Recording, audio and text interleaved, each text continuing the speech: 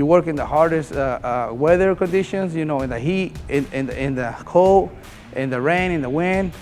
Right now I'm in the desert, and it gets cold, it gets hot. It was 117 degrees last summer, and it went down to like 14 degrees this winter. So you gotta you know, embrace with it, just push through it, you know. And it takes a lot to be a carpenter.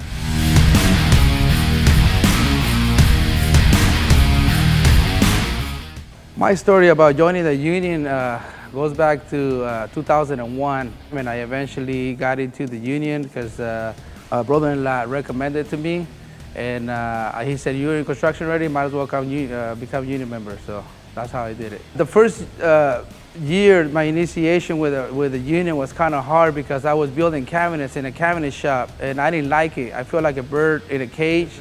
And I wanted to be outdoors, and I remember Ray Simmons calling me and telling me, "Hey, I got a 3-day job. You want it?"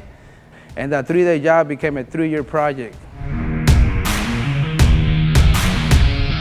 My passion in this is that, you know, like most carpenters, we feel proud of what we do, right? So we're driving by and we get to work on these big projects, big bridges, and we're always proud of that. You know, we always look back and we tell our kids and our family, "Look, I built this, I built that," you know.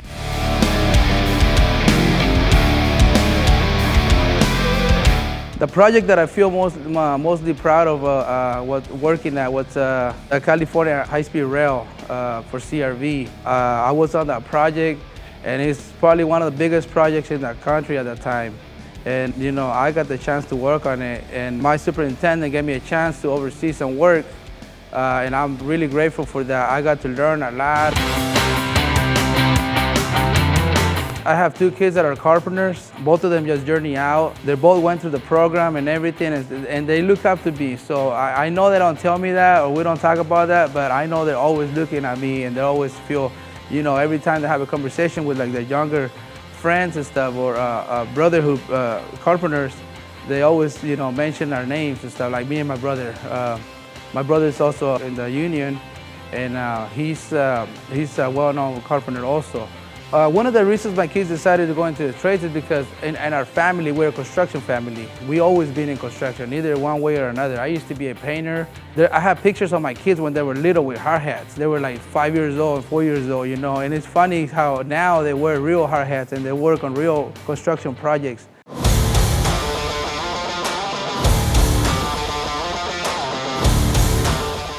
Currently, I'm a delegate.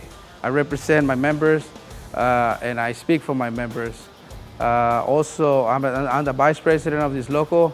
What keeps me going in this industry, it's my future for my family, my retirement plan. You know, what I want to do when I retire, I want to make sure I have a good retirement plan for my family and keep on building.